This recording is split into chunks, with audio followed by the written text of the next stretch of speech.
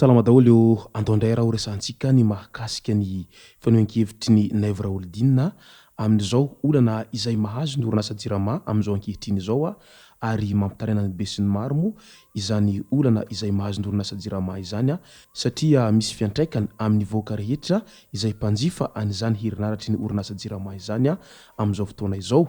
Nilaza moa i Naivo Raholdina fa tokony mametra-pialana ny DG-ny Jirama ho izy hatrany.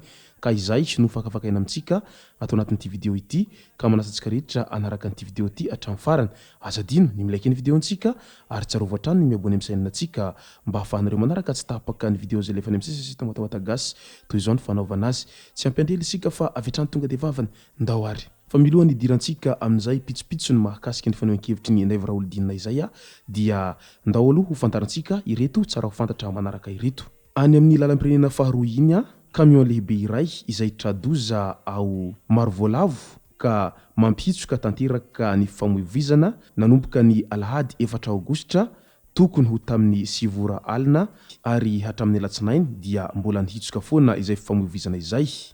Tsy misy afaka nandeha ny fiara na mandroso izany na miverina ka mitohana tanteraka ny famoivizana tany an-toerana nandritra izay olana izay. Raharahana banky indray namidy ny Société Générale tamin'ny Bred na Banque Populaire ny Société Générale de Madagascar. Ny Bred Banque Populaire no mitana anjara lehibe indrindra ao amin'ny orinasa io rehefa nanao sonia ny fanarahana ny hivarotana ny anjara 700 ao amin'ny SG Madagascar ny orinasa Société Générale. Ny Bred Banque Populaire no mandray antanana ny hetsika rehetra ataony ity sampana ity sy ny mpanjifa rehetra ary ny mpiara-miasa rehetra ao amin'ity orinasa ity araky ny fifanarahana hatrany. Samby banky frantsay avokoa moa na Bred Banque Populaire na ny Société Générale izany. Toby lehibe Ankaramalaza mpiandry 477 no tokanana. Tontolo sampilaminana ny fankalazana faha-13 taona ny fifohazana toby lehibe Ankaramalaza. Mpiandry 477 no tokanana nandritra izany. Ny pastora Dr Rakotozafi Denis filohan'ny FLM kosa no nitarika ny fotoana. Mpino kristianina maro no tonga ny vahiny sy nanatanteraka ny fitoam-pivavahana tany an-toerana. Nanotrona izany ihany koa ireo sombavambahoaka voavidy tamin'ny distrikany Manakara, governoran'ny fahatry ny fitovinany sy Atsimo Andrefana. Araky ny fantatra dia nanomboka ny 17 Jolay 2024 io fotoam-pifohazana io ary ny afara ny Zoma 2 Aogositra 2024 lasa teo iny. Efa samy namonjy fidinana amin'izay misy azy avokoa ireo mpino tonga namonjy izany tany an-toerana. Ny raharaha fitokonan'ny mpianatry ny Politeknika Vontovorona indray dia tsy mitsahatra ny fitokonana raha tsy mivaly ny fangatahany rehetra, tsy mitsahatra ny tolona raha tsy mivaly ny fitakiana rehetra ho ireo mpianatra eny amin'ny Politeknika Vontovorona raha nanohy ny hetsika teny an-toerana tamin'ny iny omaly iny. Tsy ekena ihany koa ho izy ireo ny kalandrie mivoaka mikasika ny vatsim-pianarana izay 3 volana raha toa ka 9 bolana no takiana. Araka izany dia mbola mafana dia mafana ny toedra raha any Vontovorona any amin'izao fotoana izao ka dia andrasana araka izany ny mety ho vahaolana mba hirosoana amin'ny filaminana eny an-toerana mahakasika an'izay vatsim-pianaran'ny mpianatra izay. Etsy andanin'izay moa resaka orinasa Jirama izay mampimenimenina ny rehetra taty ho aty izay. Tsy vitany efa miaina ao anatin'ny délestage lava reny tsy misy fiafarany ny vahoaka. Eo ihany koa ny fahatapahan'ny rano sy ny tsy fahampiany rano manerana ny tanàna dia mbola namoaka didy indray ny Jirama amin'ny mety ho sazy izay mahazo ny vahoaka amin'ny fahatarany fandoavana ny facture ka eo indrindra no tena miteraka resabe satria niezaka samy naneho ny heviny ny tsirairay manoloana an'izao zava-misy ankehitriny izao. Maro moa ireo izay niampanga fa tena tsy rariny intsony izao ataony orinasa jirama izao satria efa tsy vita ny voasazy amina izay délestage izay fa mbola hosaziana ihany koa amin'izay fahatarana na fandoavana faktura izay. Iaraha mahita sy iaraha mahalala nefa fa tena mijaly ny vahoaka amin'izay fampiasana herinaratra ny jirama izay satria tsy vitsy amin'ny vahoaka no lasa mitsipozipozy ny fidiram-bola ho an'ireo izay tena misehatra amin'ny fampiasana an'izany herinaratra ny jirama izany. Tsy vitsy ihany koa ny simba fananana noho ny fitsoko ny fatapatapahan-jiro izay.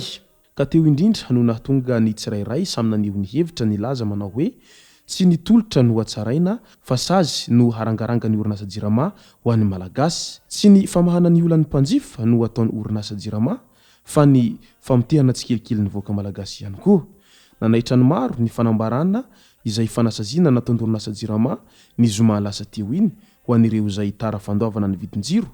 Manimba ny orinasa jirama no ataony ireo izay nanao an'izay fanambarana izay fa tsy manarina azy ary tsy ny vahoaka no atao hanentsina an'izay trosany jirama izay raha ny fanazavana izay nataony ireo solotena ny mpanjifa hatrany. Manoloana izay moa dia nanao ny fanehoan-keviny ihany koa i Naivo Raholdina izay solombavambahoaka ny Madagasikara amin'izao fotoana izao. Nampiakapeo ary tsy nisorona ny solombavambahoaka Naivo Raholdina ny herinandro lasa iny tsy azo ekena ho izy ny zava-misy ao amin'ny jirama. Manimba ny fitondram-panjakana ny asan'ny jirama ary azagaga isika raha ratsy ny voka-pifidianana teto an-drenivohitra. Aiza ve manao fampelezan-kevitra ianao tapaka ny jiro sy ny rano, mangataka ny hanesorana ireo tompon'andraikitra rehetra izay tsy nahavita ny asany teo anivon-dorinasany jirama. Eny hatramin'ny ilay tale jeneraly teratany vahiny izay karamaina volabe sy be tombotsoa kanefa tsy mahavita azy. Tokony mametra-pialana izy hoy depute vimpanina teo aloha Naivo Raholdina. No mafisy n'ity solombavambahoaka Naivo Raholdina ity fa be kolokolo loatra ny ao amin'ny jirama. Antapitrisany hoy izy ny vola omena jirama kanefa tsy misy zavatra mandeha araka ny tokony ho izy. Ka tokony hanaovana fanaraha-maso akaiky ny mpiasa rehetra ao amin'ny orinasa jirama. Andrasantsika ny valinteny avy any amin'ny filoha na avy any amin'ny praiminisitra mahakasika an'izany fanambarany solombavambahoaka Naivo Raholdina izany rehefa nilaza ny tsy fahafaliany manoloana an'ity olana izay menjady amin'ny orinasa jirama ankehitriny izao ary isany tena misy fiantraikany lehibe amin'ny voaka malagasy rehetra izay mpanjifa sy misehatra amin'izay fampiasana amin'izay herinaratra ny jirama izay. Tsapa araka izany fa tena miandrandra fiovana goavana ny voaka malagasy rehetra izay misitraka an'izany herinaratra ny jirama izany amin'izao ankehitriny izao satria tena efa mihatra manaina mihitsy ny afitsoka an'izay fatapatapahan-jiro lava sy ny olana izay menjady eo amin'ny orinasa jirama izay mbola tsy hitam-baholana mandraky teny androany moa izy ity. Ary ny tsapa sy hita ihany koa dia manerana ny nosy izay délestage lavariny tsy misy fiafarana izay fa tsy ny ao an-drenivohitra irery ihany ka izay no tena mahatonga ny be sy ny maro vaky taraina amin'izay olan'ny jirama izay. Izay moa no masaka azona roso tao anatin'ity video ity tompoko lasy tompoko vavy misaotra antsika rehetra nanaraka an'ity video ity hatramin'ny farany. Azadino ny milaiky ny videontsika ary tsarovo hatrany ny miabone amin'ny sainantsika mba ahafahanareo manaraka tsy tapaka ny video izay lefa any amin'ny sisy tamatavata gasy. Tompoko lasy tompoko vavy mankasitraka dia amin'ny rarosoa.